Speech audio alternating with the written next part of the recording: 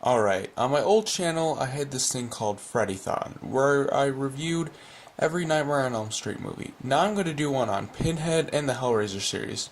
Now, the Hellraiser series is incredibly messed up with its gore and cinematic activities, but for some reason it became pretty popular and spawned 9 movies, so it's worth taking a look at, I guess.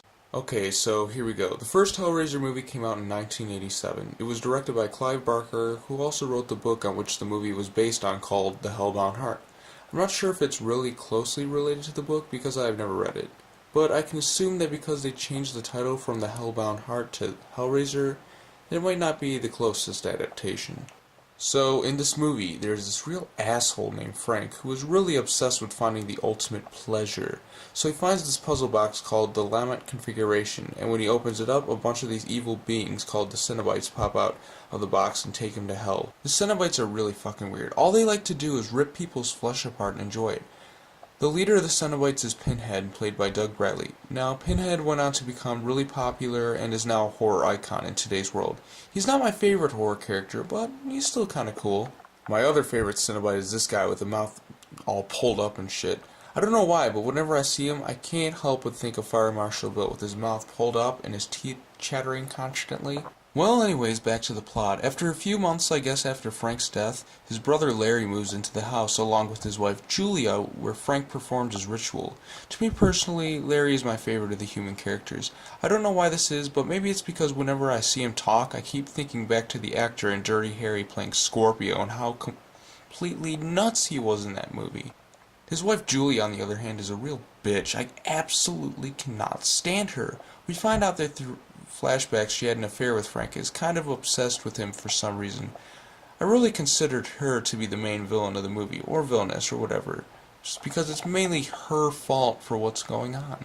So with Larry and Julia moving into their house, Larry's daughter Kirsty comes by to see what's up, and during her visit Larry manages to cut his hand and blood spills through the floorboards, and that somehow brings Frank back to life, similar to how Dracula is brought back to life in some of the Hammer horror films.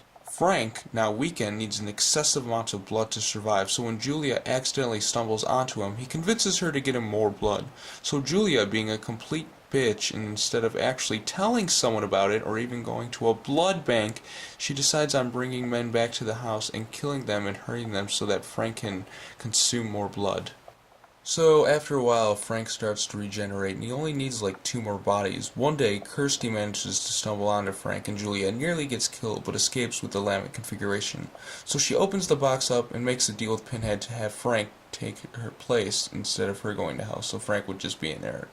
But Pinhead, being the evil persona that he is, says, maybe I'll do this. With Pinhead following her, she goes back to the house, and only to find Frank's missing. Oh no! Frank is gone? Where could he be? Surely he couldn't have run off or anything, being completely skinless. But as it turns out, Frank is wearing Larry's skin. How that could happen, I have no fucking clue. They aren't really the same size or anything, but then again, why am I trying to bring logic to this? Maybe they get superpowers after they go to hell. I don't know. So Frank, who is now Larry, manages to kill Julia and goes after Kirsty, but thankfully the Cenobites come by to take Frank back to his own personal hell. In a pretty brutal scene, so you're probably thinking the movie would be over after this. I mean, everything seems resolved and all, but Pinhead, being the evil asshole that he is, decides Kirsty is going to be taken back to hell with him. So, in a pretty fun to watch climax, Kirsty manages somehow to figure out how to use the puzzle box and has all the Cenobites put back into the box. Afterwards, she tries to destroy the box, but some hobo that turns into some weird monster comes by and then flies away with the box, and the cycle starts all over again. To sum it up, Hellraiser is a pretty solid horror movie. It has a nice atmosphere and a really well done musical score. It's not one of my favorite horror films, but it's still pretty good. So if you have some free time and an appetite for some fucked up shit, then go watch Hellraiser. Anyway, stay tuned next time as I review Hellbound Hellraiser 2. We'll tear your soul apart.